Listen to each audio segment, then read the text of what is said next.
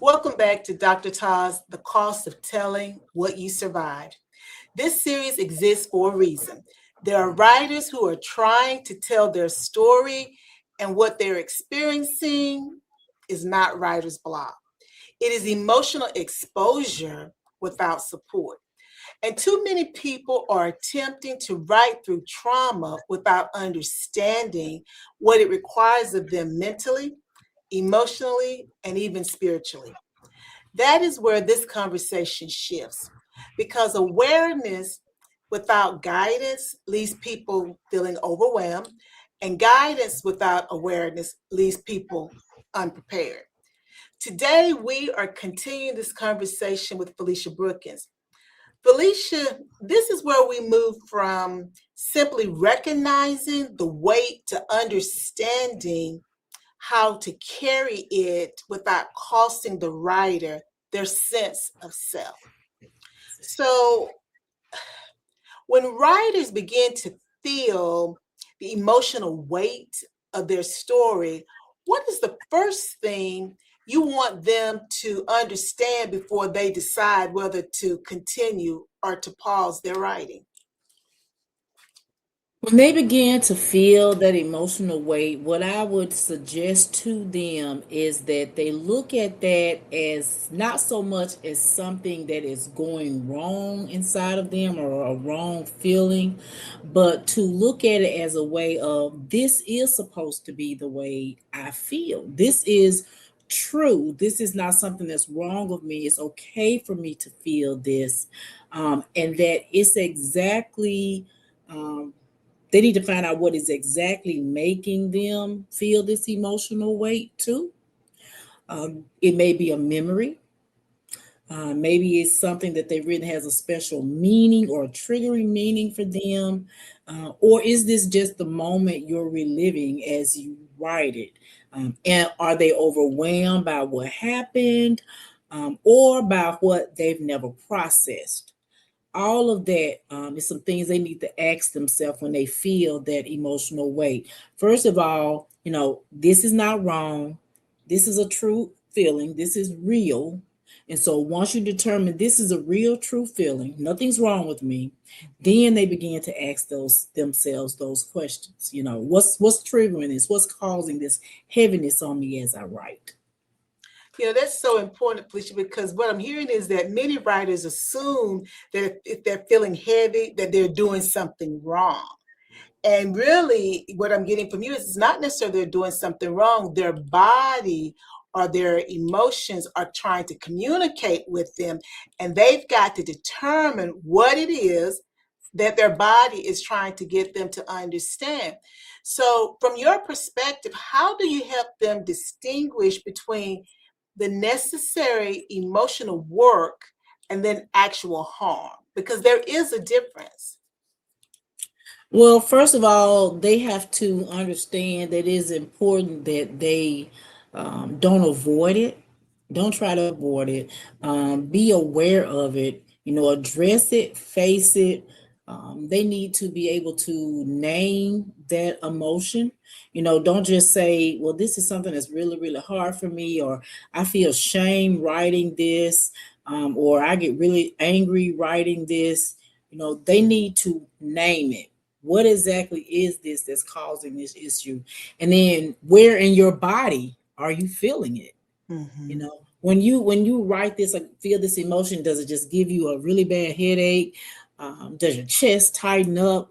What is going on? Where is it going on at? And then the next thing that they need to do, I think is really, really helpful, is to decide for themselves what their next step is going to be. Are they going to try to push through and continue writing?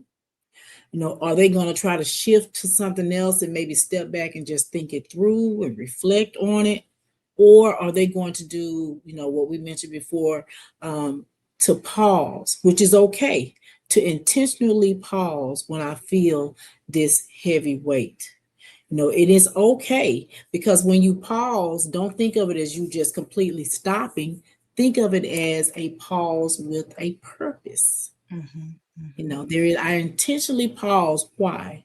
Because I am feeling extremely anxious in my chest when I write this. Well, Felicia, then that kind of gets me thinking about early indicators that a writer is maybe becoming emotionally overwhelmed and may need structured support rather than pushing through the process alone. So, how do you help the writer to understand that? And then to understand that they're at a place where it's not so much about the techniques of writing now. It's about the emotional support as they're implementing the techniques and then experiencing that physical or emotional reaction to what they're writing. So how do those are some early indicators, but how do we help them to navigate this overwhelmness that they're experiencing? What I would suggest for them, first of all, would be that they see this as re experiencing something. You know, writing it may cause you to breathe deeply or exhale, inhale and exhale. Um, it may make your heart beat a little faster, but see that not as this scary moment that you're stepping into by writing this down and putting it out, publicly soon, but see it as okay, so I'm re experiencing this again. And so when I start to do that, maybe I need to get some support.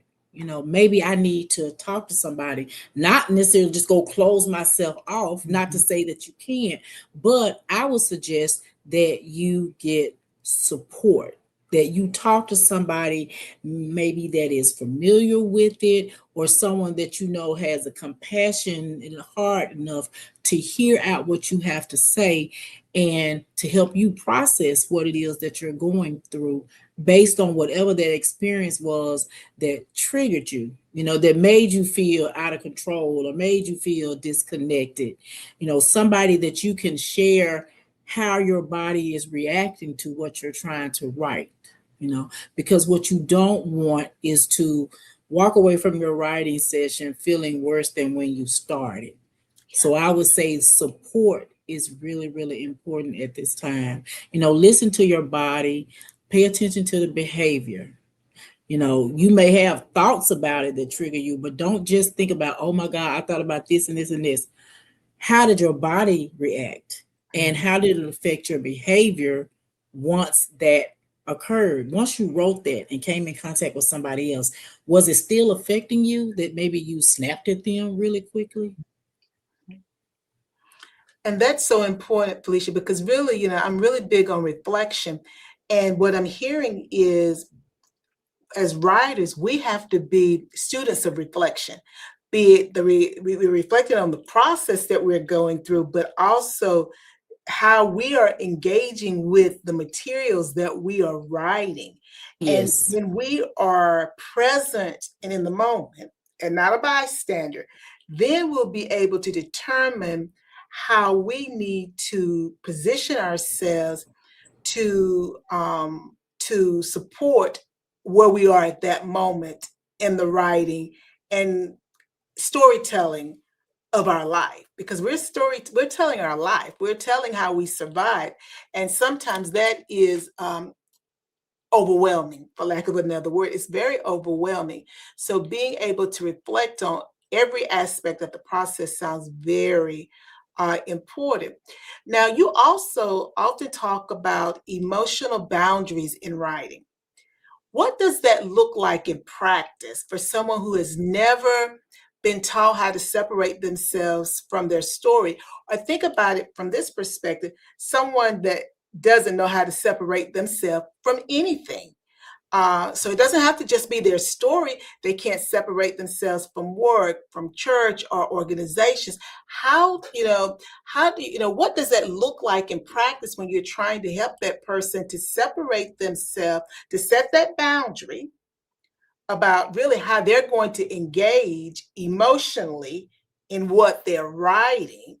Because I think, and I could be speaking out of turn, but I think there is a time to engage when you're telling your personal story. I think there is a time to engage in it, but I don't necessarily think that I personally should be engaged in it as Teresa the entire time that I'm writing, because I think if I am, I'm not going to be able to tell the story in a manner that's going to benefit other people. So, what is that boundary? How do you help them to practice boundaries when it comes to the writing of their story and what they survived? Well, I'm glad that you mentioned about, maybe I'm not able to, step into this space myself as Teresa and continue this, because before we even get to the emotional boundary part as it's building, the writer has to come to a point where they realize, you know what, I am losing my ability to just be an observer and writer of this story.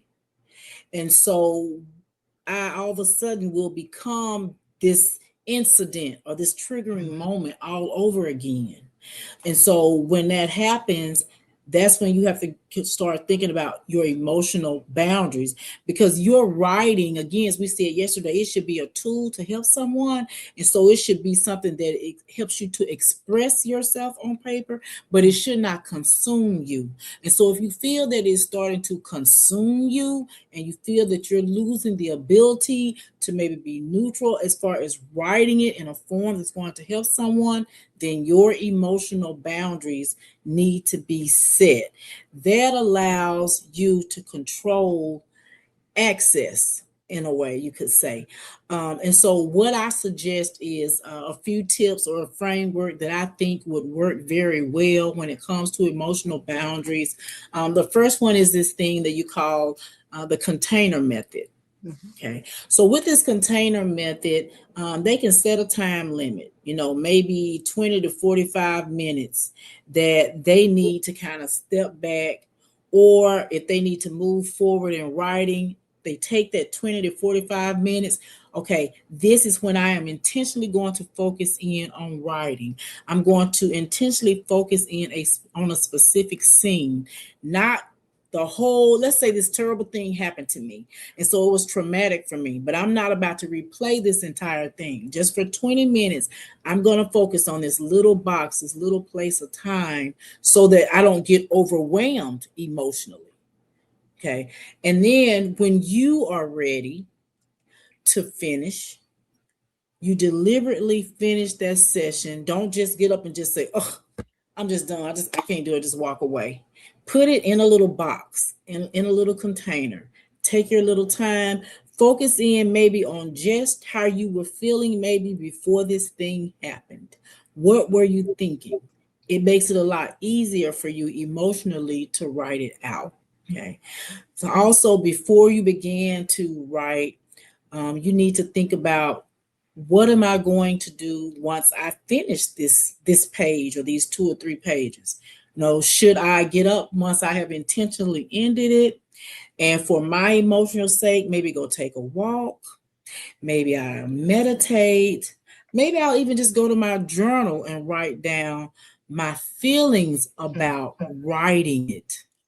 That too can be a form of emotional boundaries that you set for yourself. What do I do for myself so that I stay calm after something like this or as I'm going through it? Also, I would say when it comes to your writing, you may want to practice what I consider like a bit of a distance type technique. So when it comes to the distance type technique, what I'm saying there is, instead of you as an aspiring author just writing, I was hurt, da da da da da da, you want to say maybe, I experienced this in this moment. Not just that I was hurt, but I experienced this. So it allows you still to have emotional space when you're writing, but it doesn't disconnect you from the truth of what happened. Because if you say I'm hurt, that can maybe cause some type of emotional, I'm trying to distance myself from this hurt so I won't feel it so much. But if you say this is what I experienced, then I'm still connected emotionally to that, and it's still the truth. Because you don't want your boundaries to block your stories, but you want them to help protect the person that is telling the story. You want it to protect the storyteller. And another way I would also say is helpful when it comes to emotional boundaries is that you have to learn how to, I would say, ground yourself. Grounding techniques are good. So that is going to be, how you return back to the present. You're writing this, you're getting it all out, and all of a sudden you've traveled back down memory lane and it feels a little bit too close to you. Mhm. How do you pull yourself back out of that if there's nobody around to come and get you out? You have to practice grounding yourself. And so you can do things like, let's figure out 5 things that you may look at that may calm you or relax you or make you happy. Maybe you can think of 4 things that you're feeling right then in that moment and acknowledge those. What are 3 things maybe you hear that help to relax you and pull you back? Is it jazz? Is it the sound of birds? Do you think about the sound of laughter maybe with your friends? Also, wow, what are some of the things I really love that smell so good to me? Oh, I love the smell of brownies. If you think about brownies, maybe I love the smell of cookies, or maybe I just need to light a candle, and that candle has this scent or aroma that relaxes me and makes me feel calm. Maybe it's something that you like to eat. Hey, okay, chocolate M&Ms make me feel good. So maybe I'll have a bag of M&Ms next to me. After I finish writing, I put that chocolate in my mouth, I start to feel so much better. So those are some things that they can do. Also, it always helps, never fails, take those slow, intentional breaths, the deep inhales, the exhales. Be intentional with your breathing. That helps to anchor you. It may be verbal anchoring. And when I say verbal anchoring, you may have to speak to yourself and say, Felicia, girl, you are safe. You're not in that place anymore. Mhm. You are writing this. You are not reliving this. Okay? You're just writing it. Say that out loud. Hear yourself say it. Why? Because your body needs to know the difference. Your body needs to understand we are not back in this moment. We are not reliving it. We are only writing about it. We are just sharing what we have experienced, but we're not in it. And you may have to say that out loud to yourself. I am not back in this scary, dark, traumatic place. I'm just writing about Well, Felicia, you've given out almost a smorgasbord of tools because I was thinking about, sometimes the writing gets so heavy that, once you're done, you do have to ground yourself again so that you're not carrying that weight of what you've just written and experienced. But make sure I'm using the what I experienced, because I it. won't live in it again. I was just Right. experiencing it, so I don't carry that around with me throughout the day. And you talked about journaling, taking a break, maybe going walking. And if there, aromatherapy, and if you're a person that has sweet tooth, you may have some M&Ms or a piece of your favorite piece of chocolate or whatever.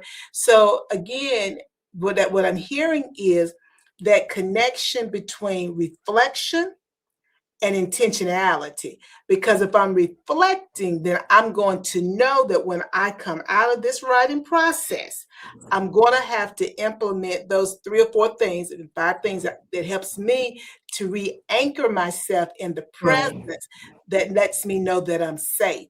And so I think that you, like I said, you gave us a smorgasbord of different tools that writers can utilize. And of course, there are more that I know that you could share, but you gave us a good start here.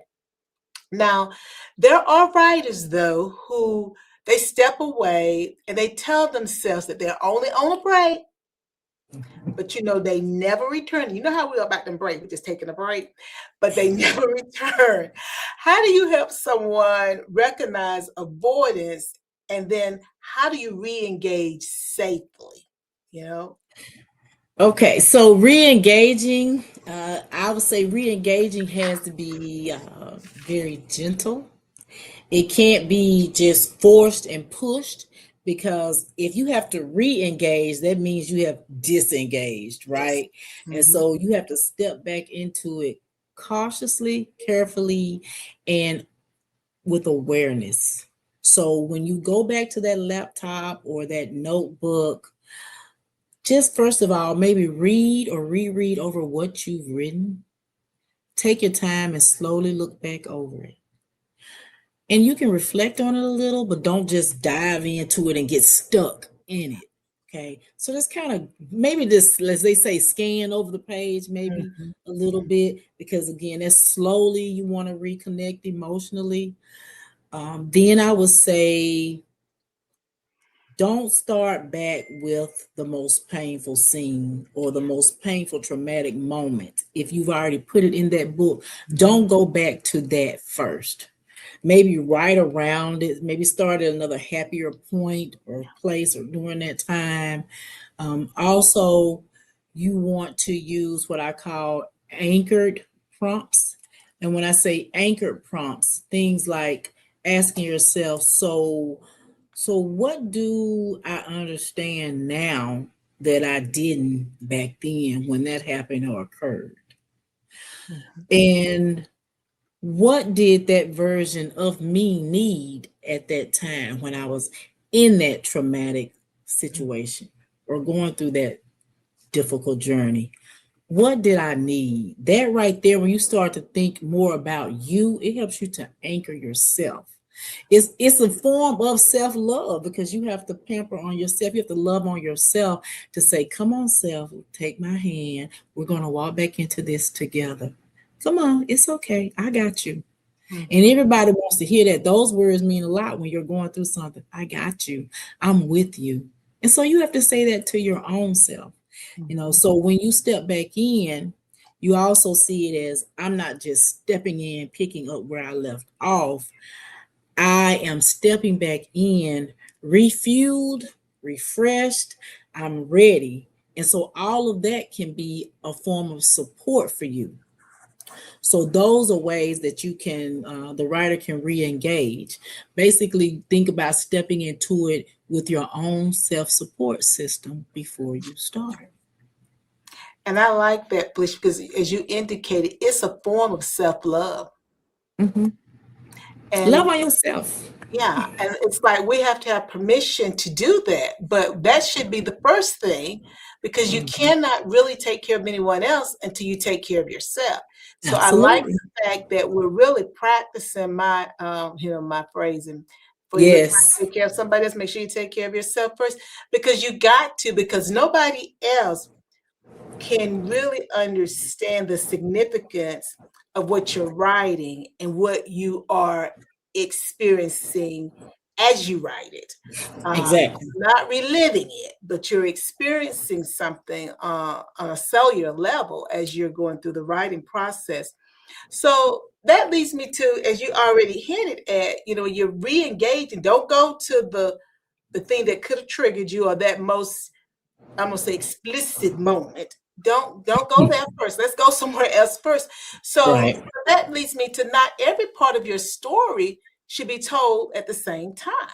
So Mm. how do you guide writers in deciding what they are emotionally ready to write now, right, to what they're emotionally ready to write at this moment versus what needs more time? Because I think sometimes, and I could be wrong, that when folks say, okay, I'm going to tell my story, they think that, because it is liberating to think that you're going to tell your story, but Right. you know you're going to tell your story, but there's a whole lot to your story, baby girl. What part do we really need to be telling? And I think sometimes, because our stories are so layered, it's hard to figure out what piece to peel back the layers of the onion and actually share with the audience. So how, because there's that emotional component. So how do you help them to navigate, just, which is really I guess it might be what you said, that has to be done before you get started. So how do we get that understanding about what part I'm going to be sharing? I think when you start to write that you have to maybe do a bit of a self-assessment about what is really, really important. And again, what can be used as a tool to help someone instead of you writing it as though you're trying to get revenge or Mhm. it's vengeance writing. And so to do that, you may have to do a self assessment. For example, you may have to think about the capacity of what you're writing. Mhm. When you write this, can you write it and still get up and move forward and do the things that you need to do? Or do you find yourself stuck in this emotional place of anger and rage or extreme fear or anxiety or frustration all over again and you can't function after that? If writing that down and putting that in there is doing that to you, then you need to decide, let me go back and look at this and read it and see, did I, again, like we talked about yesterday, did I write that from a place of being helpful or just from my own personal emotions where I spewed it out on someone else? Mhm. Because you don't want to do that. So you want to assess the capacity as to whether or not you are able to continue or do you need to take more time. I would also say number two, think about or assess the clarity of what it is that you're writing. Do you, as the aspiring author, do even you understand what you're writing? Or are you still just sitting inside of what you're writing? Mhm. Have you walked through that and you're at the point where you can be a help to someone? We have to go back to that. You got to clarify that. Or am I still just sitting inside this tragedy or this thing that aggravated me or frustrated me? And in doing so, sometimes we're aggravated and upset, and people say, slow down, wait a minute, I don't understand what are you saying? I don't understand, I don't get it. Mhm. Because you can't write clearly Mhm. because you're upset. So look back at it and say, am I clear? Is there clarity here in what I'm writing for someone else that is going to read this? And then my final thing when it comes to assessments, I would say, are you being consistent? Be honest with yourself. Am I being consistent when I'm writing this? Am I avoiding something? Or am I honoring that I just need a little more space? Like I do need to just maybe step away and then come back. Or am I putting this down and walking away for 2 or 3 weeks or a month because I am just not ready to face that? I'm not ready to do that. Mhm. So, what point are you at? Are you at the point that you can say, I can write this, but I want to step back for maybe about 20, 25 minutes. I maybe want to turn on a little jazz and then I'm going to come back. So, you have to do that assessment with yourself as an aspiring author, thinking about publishing their true story. Now, don't get me wrong. If you need more time, that doesn't mean that you have dropped the ball or failed, but it means that you are realizing that I might need to step back for a couple of minutes. That's what we call emotional intelligence, knowing how to control your emotions and what direction they're going in. That is very important when you are writing your truth. Okay. And a lot of times you can't fully write that truth again the way that it needs to be as a tool for someone else until after you have healed because it won't come out the same Mhm. if you're trying to write it while you're in the midst of whatever broke you or still dealing with whatever broke you. Well, Felicia, for the It's a writer, lot. it is, and thank you. That's my lead. It's a lot. So that's a lot. So what help me? What does it look like to move forward with support instead of isolation?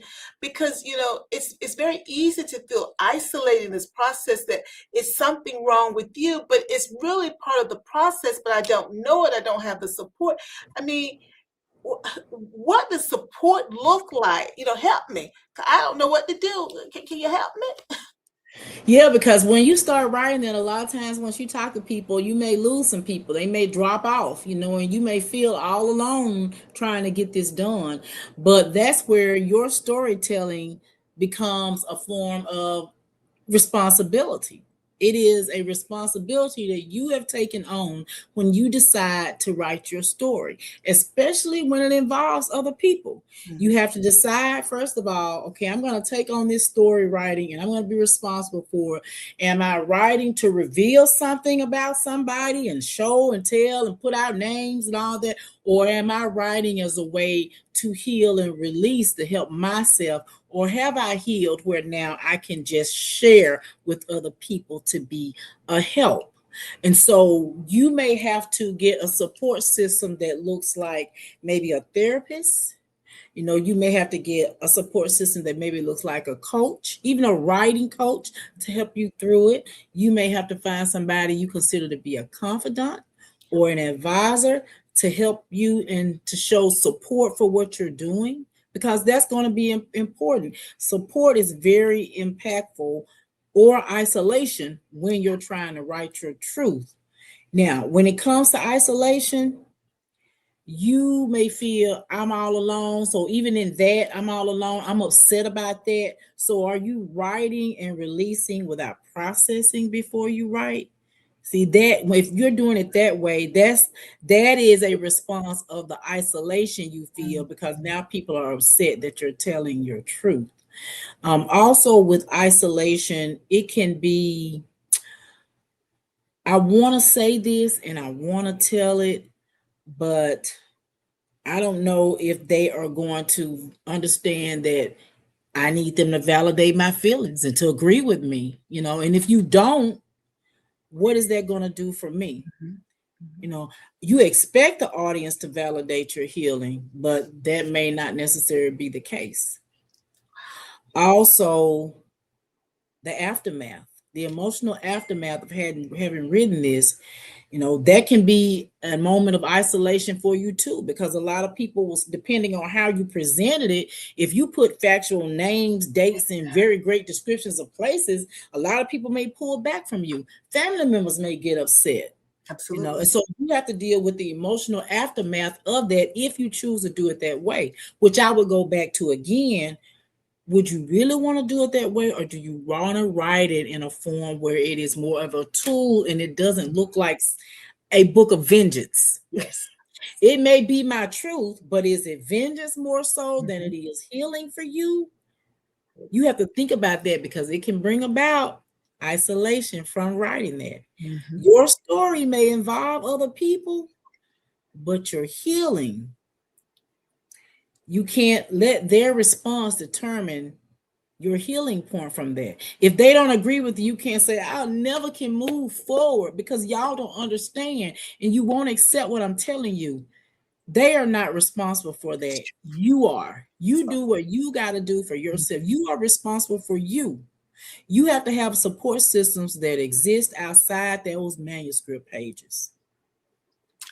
Well, Felicia, you made me feel a little bit more at ease as a writer who's never written this story, that doesn't really know how to get started, who may fear, if I tell too much, am I going to lose my family and my friends, their support, because what I'm getting is, and what I want the audience to understand is, you have to be very intentional and really sort of be methodical about how you approach this, so that not only are you not writing vengeance writing, but you're leaving the audience with a tool, but you have been left with a tool also, is the way I look at it, Yes. because that's another step in my continual healing. And so Yes. just balancing those two, I do agree that it does really take a village, because it's a lot and it's different for different writers. Yeah, and and in doing that too, you are teaching your own self basically how to survive after you tell them or after you Yeah. write that book. You are teaching yourself through these steps and thinking these things out as you write, how to be responsible for yourself and how to survive if isolation comes, and how to survive when you need that support system by you.